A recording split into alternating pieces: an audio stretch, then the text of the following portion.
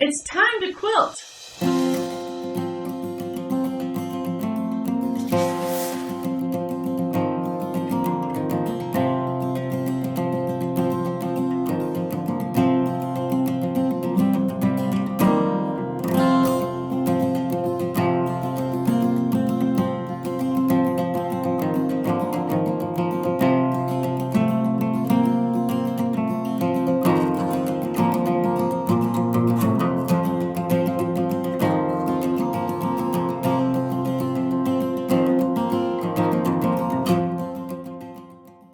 Hello, I'm Betty Jo Tatum.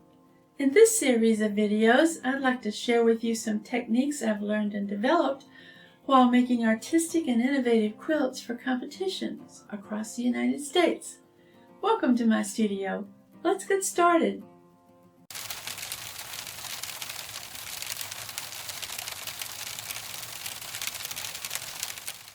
Hi. It's winter outside, and that always makes me think of warm wool socks and cozy wool jackets. For my work, however, wool is a fantastic medium. It makes exquisite applique and beautiful stitches. Regardless of the kind of fabric art you normally work in, wool is a great thing to have in your quiver. Nothing else gives you quite the warm depth that wool fibers do. In my artistic eye, I think of wool as sort of like working with thick oil paints. Watercolors, on the other hand, can compare well with cotton and silk. Both are beautiful, but they have a different look. Have you admired those exquisite hand-done wool applique pieces that you see from time to time? They're almost like jewelry.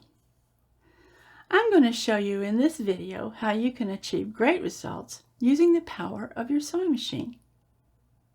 You can even use your sewing machine to embellish the appliques with decorative stitching. It doesn't matter if your machine has only a handful of decorative stitches and a few utility stitches, or if you have hundreds of stitches to choose from. That's nice. But I'm going to show you how you can complement your appliques using your machine, regardless of what you have. For today's project, we're going to make a small sampler of flower designs made from basic shapes.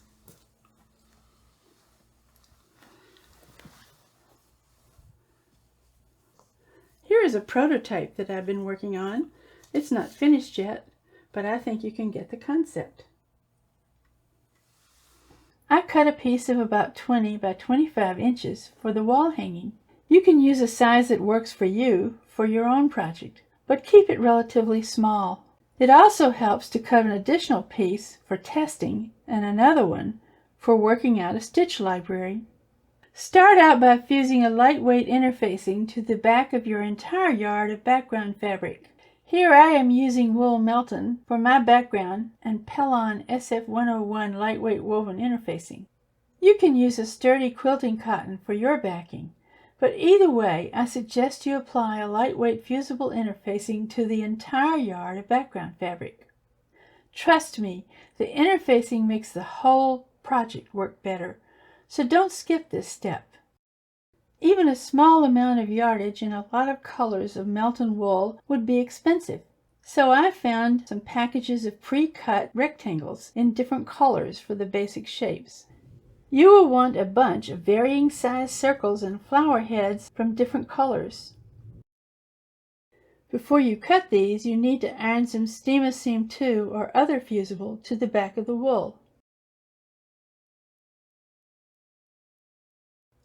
This helps stabilize the fabric for cutting and makes the appliques fusible.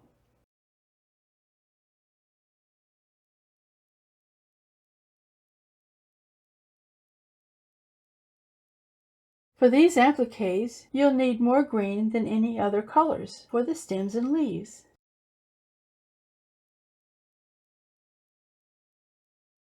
Cut some stems and vines freehand, about 1/4 to 3/8 inches wide, in gentle curvy shapes and straight pieces, and some free-form leaves that are fairly simple. These don't have to look really perfect.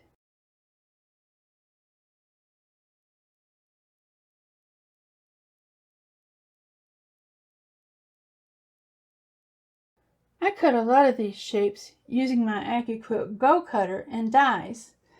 In the handout download on the website, I listed AccuQuilt dies I used for this process.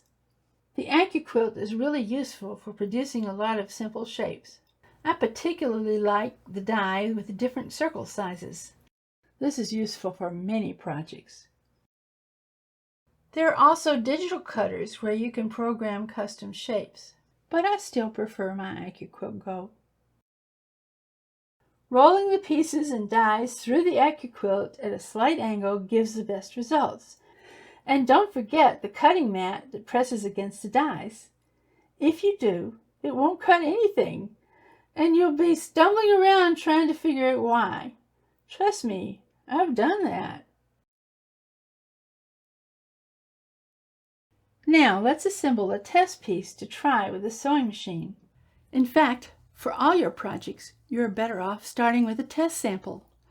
That way you can tell how your fabric responds, how your needles respond, and what design and decorative stitches you have available for your project. Remove the backing from the steamer seam and put appliques in place. It is sticky enough to use for getting everything arranged without ironing, and you can move them around until you like it. But once you have it just like you want it, you can set it using a steam iron with a cotton cloth between the shapes and the iron. Don't press too hard with wool. It'll hold it. It's just for basting. Now let's move to the sewing machine to see how to stitch this down. We'll use some different threads for stitching these down so you can see how it works in your case and compare what you like. First, let's try monopoly. I find monopoly a little difficult to work with, so you need to be careful with the tensions, threading, and the needles you choose. In my case, I found an 80-14 universal needle worked best. I tried a smaller needle that was a top stitch with a sharp point, but it caused the thread to break more often. You also need to lower the top tension a lot. I reduced mine to 1.25, and that worked well. If your machine will allow it, move the stitching as far to the right as possible. Line the edge of the applique to the inside right of the open toe foot, the center mark of your foot, and stitch relatively slowly around the applique. I am using an open-toed 20D Bernina embroidery foot. Nearly all sewing machine companies now have an open-toed embroidery foot, and most machines come with one when you buy it. The 20D allows a dual feed mechanism to be engaged on my Bernina. If you are using a Bernina and don't have the 20D though, a 20C is a good alternative. There are several stitches that work for sewing on the appliques. I used the very overlock stitch, which is number 3 on my Bernina 880. But a blanket stitch or blind hem stitch also works well. Try several stitches on your test piece to decide which you like the best. Narrow whichever stitch you choose to about 1.7 width. I normally work cotton and silk appliques at about 1.5. Now let's try some 100 weight thread in colors matching the appliques. I'm using a Schmetz Super Non-Stick 8014 needle for the 100 weight thread. Later in this video, you'll see places I filmed before I started using it, and the fluff from all the wool and fusible web climbs up the needle. I switched to the Super Non-Stick and it made a huge difference.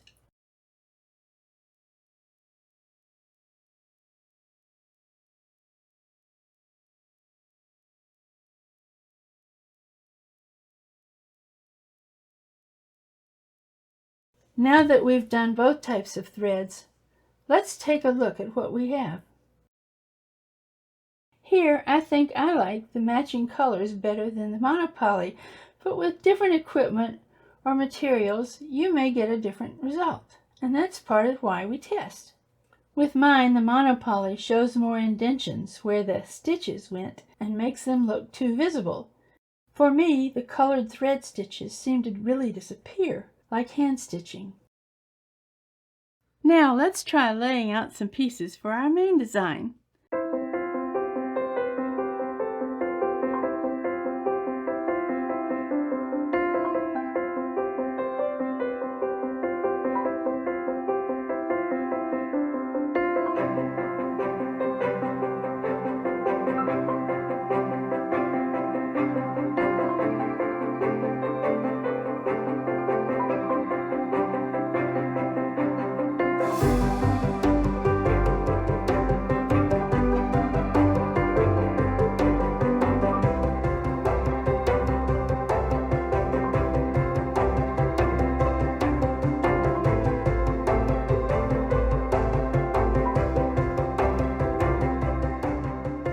This design gets its inspiration from folk art, but there's no one right way to do it.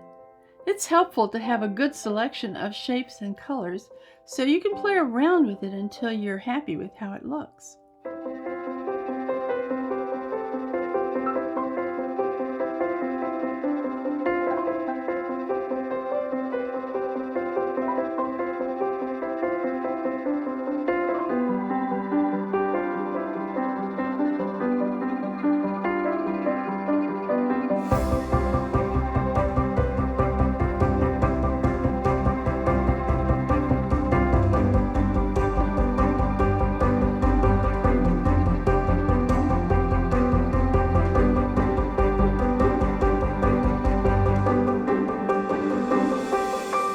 When you have a design you like, you can take a quick photo to help you remember where you placed things. I'm just going to start with sewing down the one flower. I like the 100-weight color thread a little better, but I decided to use the monopoly for sewing down the stems and leaves. That way, if I keep it in my studio, I always have a reference handy for how I should expect each to look when I use this technique. Here I am stitching one of the leaves. The points need really sharp turns, which I do with the needle down.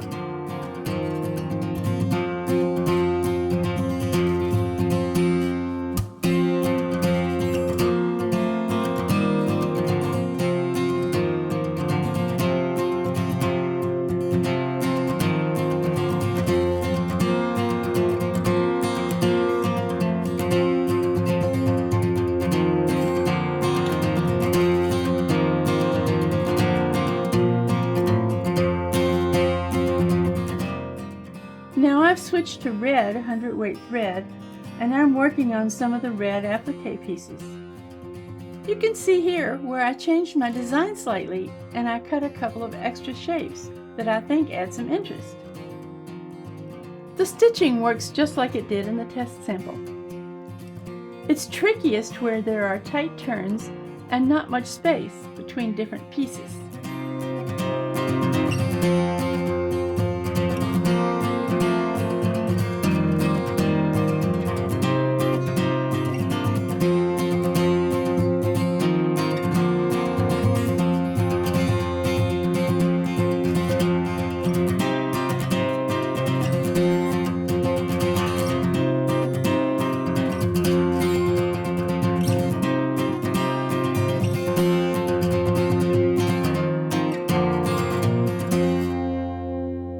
You're really trying to hit right at the edge, so the left part of the stitch goes over the applique and the right part just goes straight into the background fabric and holds it down.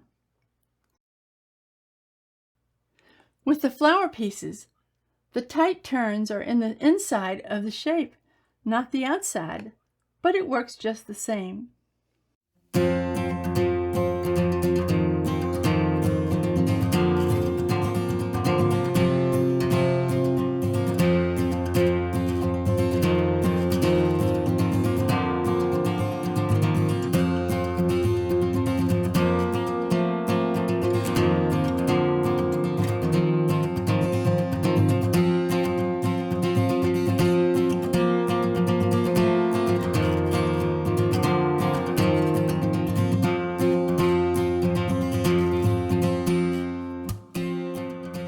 From here, I think you get the idea. Try stitching down your own appliques, and then later we can move on to embellishing with decorative stitching.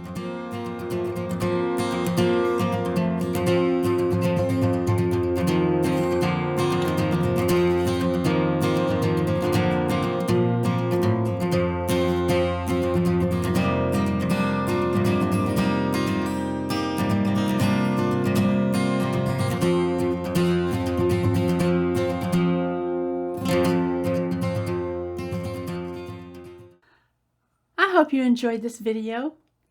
I've added links below to pattern and handout on my website. Please subscribe to my channel and hit the like button, because there's a lot more to come. We'll finish off this project and then move on to others. See you later. Are you recording? I think you're recording, but I can't see it on here. So let's stop.